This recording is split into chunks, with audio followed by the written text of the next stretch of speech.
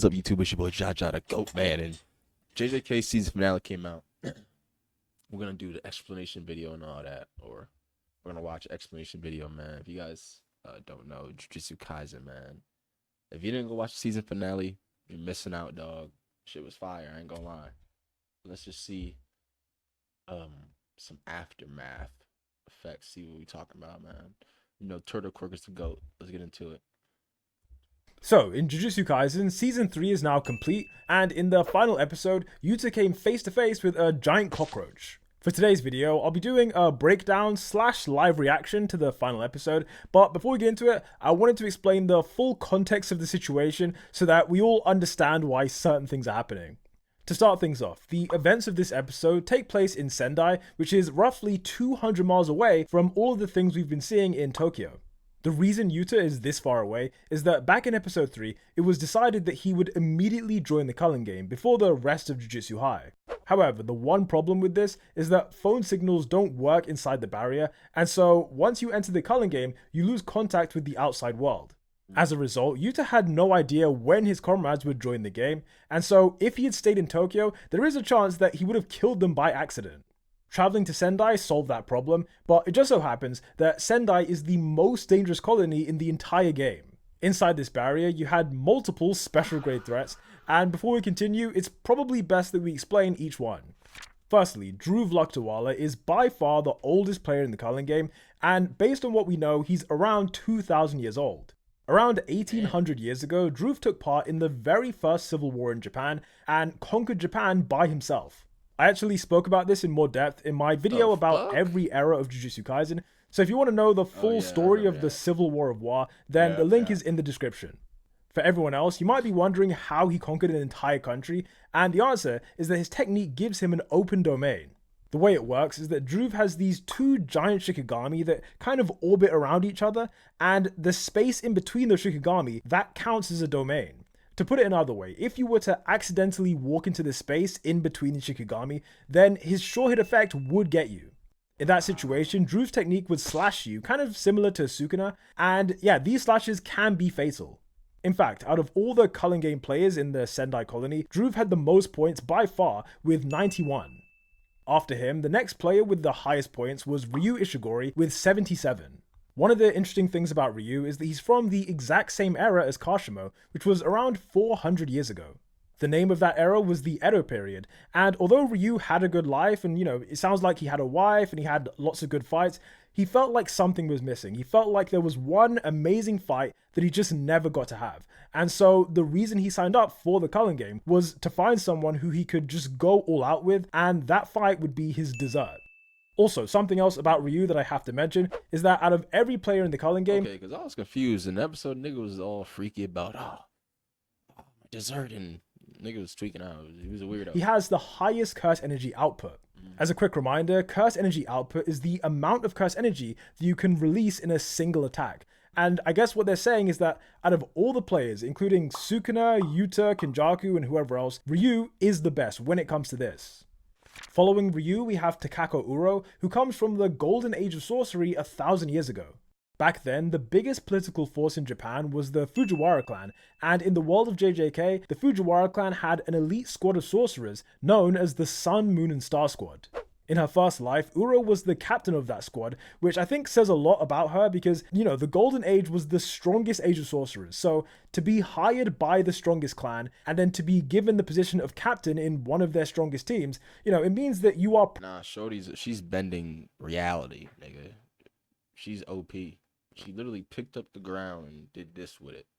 Like it was her carpet, dusting off her carpet, nigga. She did this with the whip, motherfucker. She pulled the sky and bent reality. Like she's a Doctor Strange level threat, man. I get like probably a special grade threat, or pretty close to it. She cold. Her curse technique allows her to use her hands to freely distort and manipulate the space around her. And generally speaking, she uses this to redirect attacks, to defend herself, and to throw people around.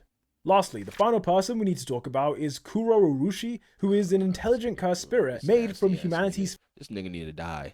Disgusting.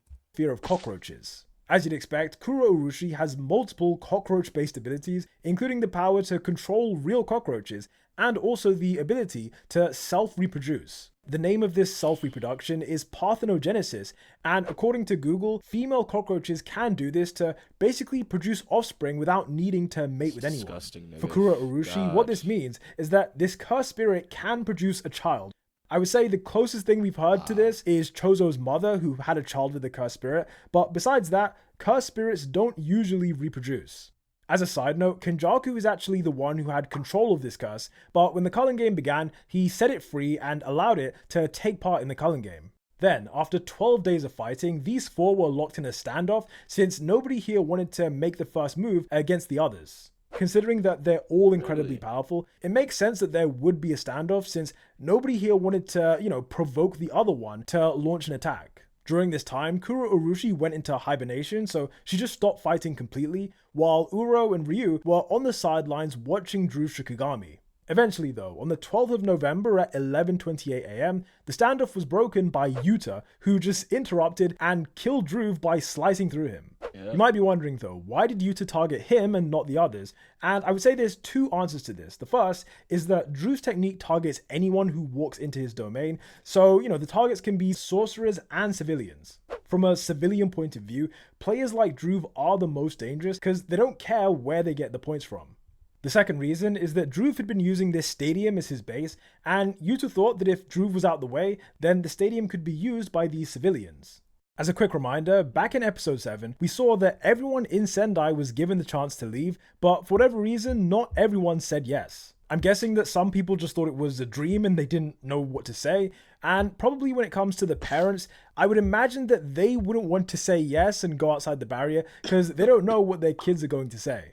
Imagine leaving the barrier to find out that your 5-year-old child is still in there with the cursed spirits and with the sorcerers. It wouldn't be the best outcome, so you can see why parents might stay behind. As a result, Yuta's plan is to do what's best for the people and at some point get them outside the barrier. And so with all that said, it's time to finally just watch the episode, and I'll just give you my thoughts as we go along. Okay, so it's a pretty bloody start to the episode, straight from the first second. And Yuta's basically discussing the new rules they need to add because, it's important to remember, in the culling game right now, no one can leave. If you're in the culling game barrier, you can't escape. And so because of that, the supplies inside the colony are limited, as he says, which means that, within a few days maybe, the food might run out, the water might run out, because it's already been nearly 2 weeks since the game began. As a result of that, I think Yuta is looking to add a rule that will allow people to leave the barriers, but as he says, he can't do that yet, because if he was to allow people to leave, then players like Drew, players like Kura Urushi, people who attack indiscriminately, they would also be allowed to leave the barriers, and they would just cause havoc all across Japan.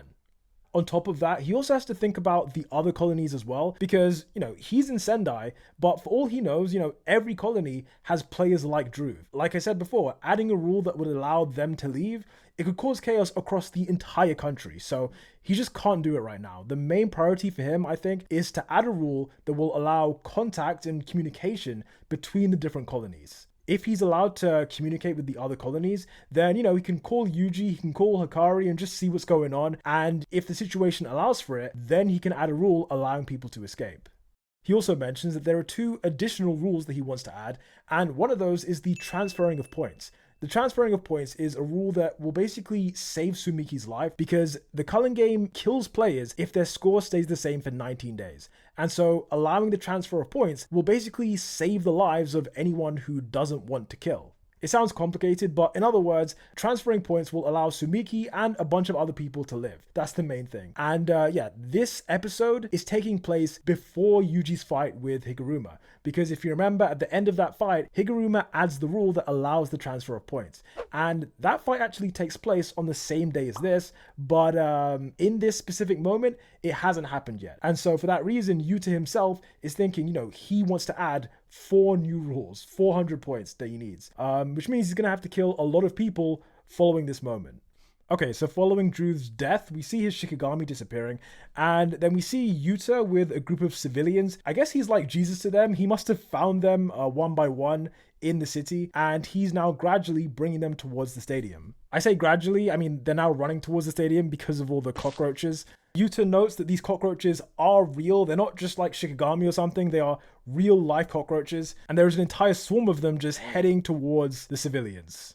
That is impressive. Okay, so the entire swarm of cockroaches was just destroyed by Yuta's curse energy output. And, you know, I should point out, discharging curse energy is something that any sorcerer can do, in theory. We don't see it that often. I feel like we should see it more often. But in this scene, Yuta isn't using his curse technique. He's purely just using curse energy output to just destroy all those cockroaches, which is pretty impressive. Okay, so we're about to get a showdown between Kuro Urushi and Yuta. I guess the one thing to say about Kuro Urushi, he is an intelligent curse, or sorry, she is an intelligent curse, and so she's able to strategize, able to use weapons like the festering life sword that she's got there. This is like facing one of the disaster curses, or that. First of all, this is like some Chainsaw Man type shit. The fear of roaches and shit type of thing. But like the blade that she used, it cuts into you, and then like baby roaches burst out of you, nigga. It's disgusting. Pretty close to that. So yeah, Kuro Urushi's goal is just to eat as many people as possible, like we saw with that guy who she just devoured. Damn. Jesus Christ, they're really going all out for this, aren't they? This is pretty nuts. Okay, that was incredible. So Yuta just destroyed 2 cursed cockroach tornadoes. I don't even know how else to describe that. To Yuta's credit, he destroys them pretty easily with the curse energy discharge. That was very impressive. Impressive.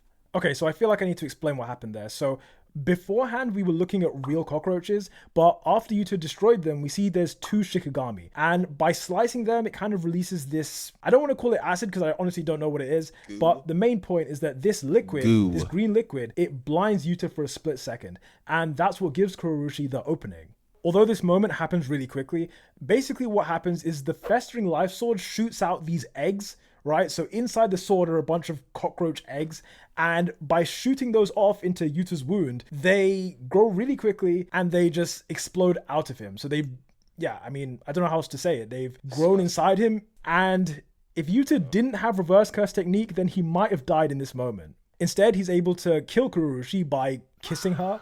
And the reason this worked is because cursed spirits are made from negative cursed energy. Whereas with reverse curse technique, you're able to output a positive energy because, you know, as we know, reverse curse technique is when you multiply negative energy to create positive energy. And that positive energy is poisonous to all cursed spirits.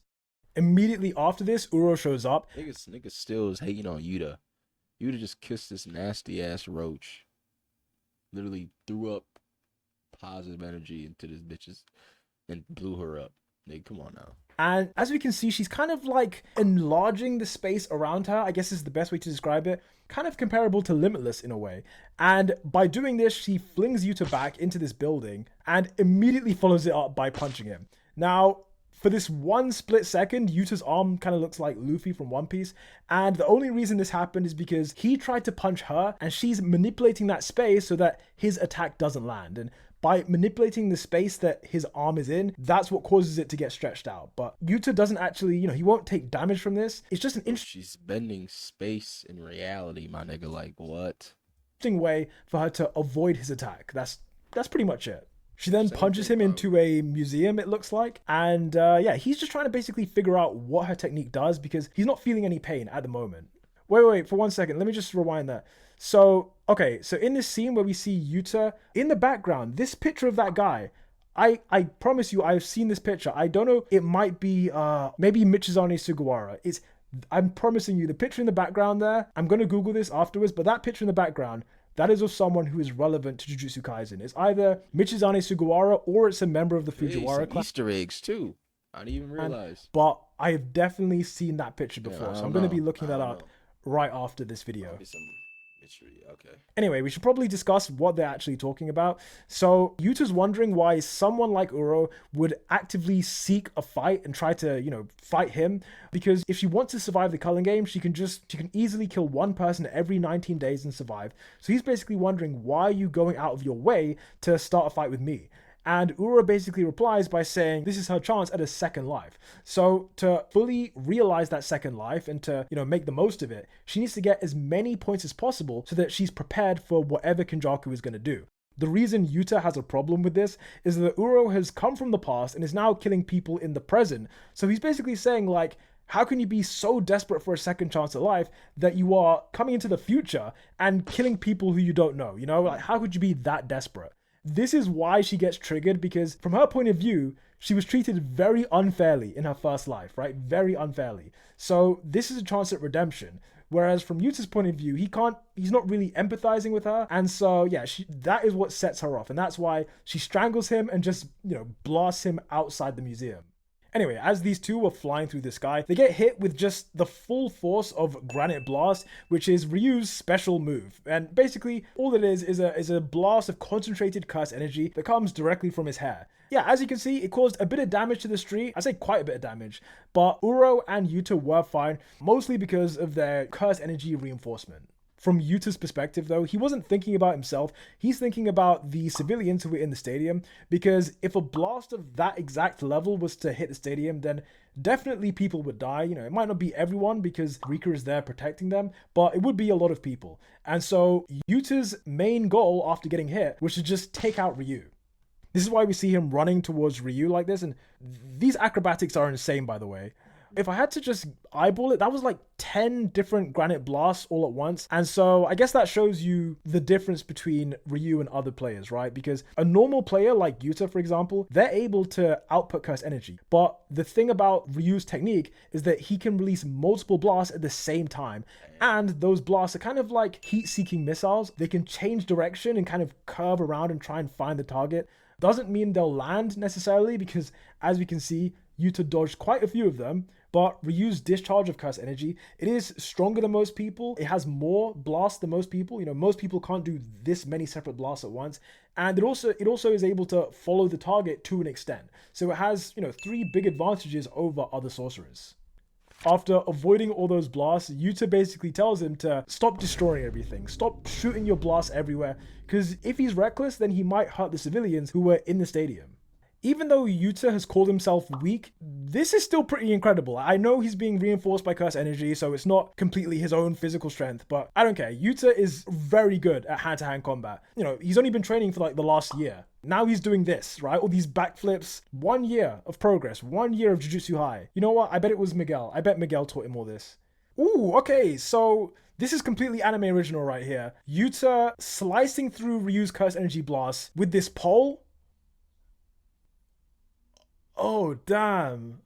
I'm starting to see why they were marketing this episode like it was a movie. I saw on Twitter there were like these posters in Japan on the train station, like it was genuinely like they were promoting a movie or something. I would go to the cinema to watch this. This is pretty epic.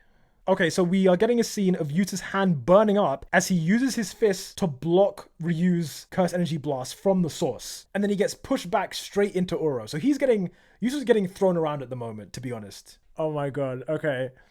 So, quick explanation. So, Ryu is basically focused on Yuta. He believes that Yuta could be his dessert, as he said, but Uro's getting in the way because she attacked Yuta in this moment. So, Ryu's main priority right now is getting Uro out the way because he just wants to focus on Yuta. He wants it to be a one-on-one thing. So, he wants to get Uro out the way, but because of her space and sky manipulation, she's able to redirect his own attack and send it right back at him, which is, I think, pretty cool. Alright, so here's the thing about Yuta. So, because he's constantly using reverse curse technique during this fight, because of, the injuries he got from Kurorushi and the injuries he got from Ryu, he is losing a lot of curse energy by doing this because reverse curse technique takes double the amount of curse energy. You're multiplying curse energy with itself.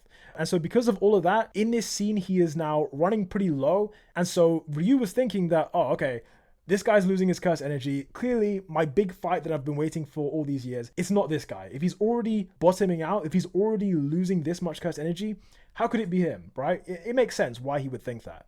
However, the reason why Ryu is wrong is that Yuta is possibly the only sorcerer who can expand his own curse energy levels to an insane degree by using his curse technique. The way his technique works is that by putting on the ring and by connecting himself to Rika, she is basically like an external storage for him. So she has weapons inside it, it has extra curse energy inside it, it has curse techniques as well. So for 5 minutes, he can be connected to her. And for those 5 minutes, he has access to all of the curse techniques that he's copied over the months. And he also has, like I said, access to extra curse energy and weapons as well. Damn. Okay, so Rika supplies him with this gauntlet on his right arm, which, you know what it reminds me of? Bucky from Captain America. The Wakandan that vibranium arm. Nigga had that vibranium arm. Tell you, that 5 minutes, nigga, you better get up out of there. Vibranium arm that he got. Just like that. Okay, so like I said, when connected to Rika, Yuta has access to all of his copied techniques, and one of those techniques is cursed speech.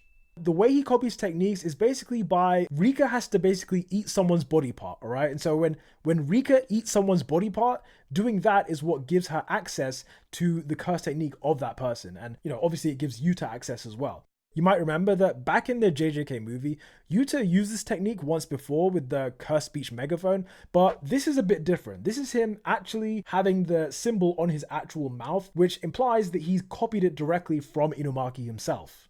Now, the question is, how did he do this? Well, back in Shibuya, Inumaki lost his arm, if you remember, and by having Rika eat that arm, she was able to absorb cursed speech, and it allows Yuta to use it in this moment. After using cursed speech, he freezes Uro in place and just punches her a million times. After this, it's just carnage, right? Everyone is just blasting and fighting everyone at once. Okay, this is like a huge upscale for Uro right now, because I don't remember her doing this. I don't remember her doing this at all. Lifting the ground up and kind of making it ripple, that is nuts. That's okay, so we're getting a bit of Uro's backstory here, even though it's just flashing up on screen for a split second. If you didn't pause to read it, I don't blame you. But what it's saying is that back in the day, when Uro was the captain of the Sun, Moon, and Star Squad, the people in that squad were forbidden from having their own names. Essentially, they were assassins who dedicated themselves to darkness and to serving the Fujiwara clan, so there wasn't any need for them to have a name. However, eventually, someone in the Fujiwara clan did give Uro a name, and he gave her the name so that he could execute her. In other words, someone in the Fujiwara clan killed a member of their own family, but they didn't want to take responsibility for the crime, so they said that Uro did it, and in order to, put her on trial, they gave her a name. For that reason, 1,000 years later, she's pissed off, and for some reason, she thinks that Yuta is a member of the Fujiwara clan. Now, where would she get this information from? Honestly, I don't know. Obviously, she didn't do a DNA test right here and now, but I think what she's saying is that Yuta's general vibe is giving off the vibe of someone who is blessed, which he is. Because that nigga's cold. That's why. He's got incredible powers. Whether he is Fujiwara or not, she sees him as someone who is like what they used to be. Is that making sense? I hope that's making sense. Like the people who she used to interact with in the Fujiwara clan, Yuta has that same vibe. Anyway, the fight then continues and we see Yuta using Drew's technique. So these little Rika Shikigami that we're seeing, that is Drew's curse technique. Yuta is creating he's using the Shikigami to create an orbit, and inside that orbit, he can slash whoever's inside. So he's essentially created a domain right here, and that's what he's using to slash Uro. Oh, okay, I get it now. I was confused. I was like, how the fuck he nigga do that? And what are the little shit? He made the shit out of his hair. If y'all saw the episode, he pulled his hair out and threw them bitches, and then they started twirling around and dancing. And I was like, how did he throw up the X? He put an X on her back and X on her titties. That was crazy work. I was like, damn, this nigga disrespectful. Of this is that Rika at some point has eaten Drew's body, must have happened off screen, and through that he's able to use this power.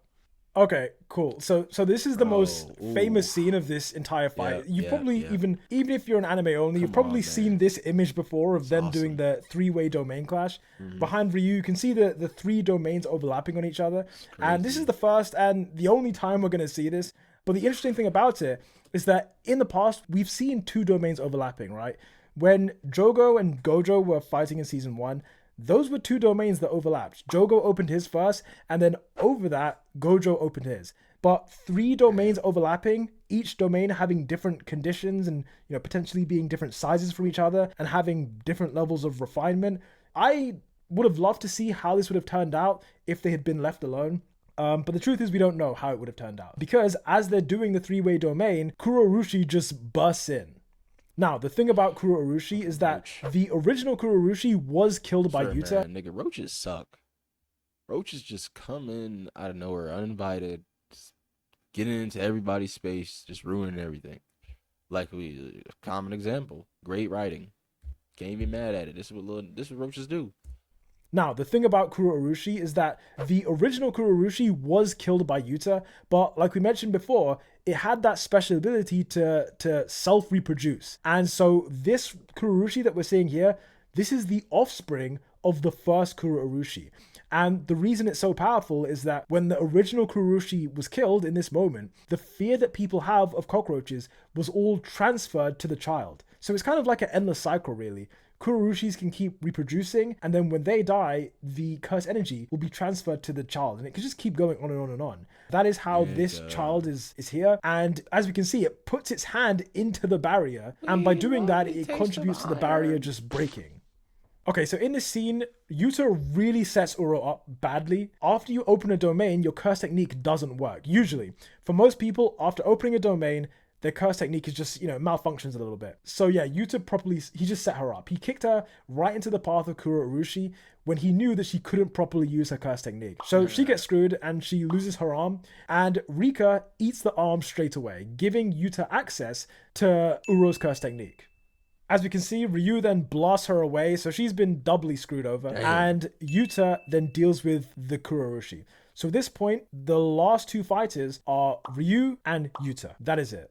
Now, like I said before, Ryu's main goal is to have a fulfilling dessert, to complete his life. In this scene, Ryu is about to just give it his all and give a full blast of his curse energy, while Yuta is about to do the same because, look at him. He said, just this one time, I'm going to do it. I'm going to go all out. And we'll see what happens. Did you hear that background music? Oh, okay. This episode is 10 out of 10. I probably can't put this in the video. Bro, come on, bro. Like, look at these colors and shit, bro. They don't get no better than that, ladies and gentlemen. But they're playing ISO as the two blasts are clashing with each other. Yeah. This is good choice. Good choice. I hope no one is watching my video or any video instead of watching the episode. You have to just watch the episode. Nah, niggas, go find a legal website and watch the video if you can't get Crunchyroll, bitch ass nigga. Please. Okay, I'm going to pause it for a second. So Ryu and Yuta were having their curse energy clash, just going all out. Ryu won that clash. As we know, his output is more than anyone else, so he won the clash and sent Yuta flying backwards. But that wasn't enough to, it wasn't enough to kill Yuta or to defeat Yuta. So what Yuta did is he distracted Ryu by getting Rika to send a second blast of curse energy. Now, while Rika was doing that, Yuta then ran up by the side and was trying to sneak up on him. But Ryu, Ryu's a good fighter and he's pretty smart as well. So he noticed what Yuta was doing and prepares, he turns his head to the side and prepares to blast Yuta again. In the process of doing this, Ryu also, he stops Rika's curse energy blast with his bare hand. That is insane. I don't want anyone to gloss over that. What is this nigga's durability? Like, what is his durability? How do you stop a special grade? Ryu is special grade. I don't care what anyone says. Yeah, he is. This is a special grade sorcerer. He is. So as Yuta is then running up on him, Ryu blasts him with another blast of curse energy. Only this time, because Yuta has Uro's curse technique now, he's able to deflect the blast upwards because he can manipulate the sky. And yeah, Yuta punches Ryu with Thin Icebreaker, which is Uro's technique. Rika also punches him in the head. So this is a lot of damage he's taking, but he still keeps going. Ryu is incredibly durable. He's still going at it. Just bare knuckle fighting each other, beating the crap out of each other. Because by this point, it's important to note, Yuta's curse energy, it's been 5 minutes, so his connection to Rika is done, and the curse techniques that he had access to, he now can't access them. So at this point, it is just an all-out bare-knuckle fight between them. Or at least it was a bare-knuckle fight, until the curse energy that Yuta has sent into the sky then comes back down, and it smashes into Ryu. This was a great tactic from Yuta, and as we can see, Ryu is properly burnt up by his own curse energy. And yeah, that's the end of the fight. It was great tactics from Yuta, honestly. So yeah, that was the end of the fight. And luckily for Uro and Ryu, by this point, by the time the fight had ended, Yuji's fight with Higuruma had also ended. And so by this point in the timeline, Higuruma had added the rule that allows people to transfer points. And because of that, it meant that Yuta didn't have to kill, Ryu, and he didn't have to kill Uro. If Higuruma hadn't added that rule, I think he would have killed them both because what choice would he have? But thanks to Yuji and what he did, he was able to get all these points without having to kill them. As the episode ends, we then get a montage of various things that are happening in the Jujutsu world at the same time. So let's go through them one by one. So we see Charles Bernard, who's a French sorcerer, and we see him in a Ferris wheel with Hikari, right? So that's going to be very relevant in the next season. We also see Kashimo just killing yet another person because that's what he does. The location Kashimo is in, manga readers will know, you'll recognize where he is and what's about to happen next, but we'll get into that next season. We then see Maki just tearing through a cursed spirit as she does. Damn. Miwa, okay, cool. Yeah, there's Miwa. Oh, this is cool. So we see Tengen, Yuki, and Chozo just around the dinner table, but it seems like no one's talking right now. We also get this visual of Angel carrying Megami. In the last episode, we saw Megami he was exhausted, and Angel came to his rescue. And yeah, now we see that she's taking him somewhere, but at this stage we don't know where exactly that is. Now this is pretty interesting. So we see Kenjaku in the middle of the ocean with the prison realm. Now I don't know if this isn't spoilers to say this, but he is going to the bottom of the ocean to bury the prison realm as deep as he can. He wants to put the prison realm in a place where that even if Gojo was to escape, he would instantly die. Or at least that's the hope. He's hoping that if he puts it in the bottom of the ocean, Gojo, if he was to escape, he would just drown, or the pressure would kill him, or something like that. I don't know. I think we can all agree. This is probably a smart thing for Kenjaku to do. Rather than having the prison realm on him at all times, it's good to put it somewhere where even if Gojo was to escape, he'd be in a bit of trouble. Yeah, and we see Yuji and Takaba, and then that's the end of it. I guess Yuji and Takaba are running after Megami, if I had to guess, because in the last episode, Yuji and Takaba hadn't met. I'm pretty sure. So the only reason they could be running right now is because they see Angel carrying Megami's body, and they're chasing after her. So yeah, that was the end of the season, really. I've heard that this is the end of season 3 and that the next season is going to be season 4. That's the rumor that I saw online. So yeah, that is the end of season 3 apparently. Right. And yeah, it was a great season. Honestly, it definitely enhanced and definitely extended certain things in this last. Right, nigga. Yeah, definitely. Yeah, yeah. Shit, crazy. Season 4. Like, subscribe, and comment, y'all. And comment down below, man, what y'all think, man. Have y'all seen it? Have y'all not seen it? Who's your favorite characters? Any predictions? Let me know, man.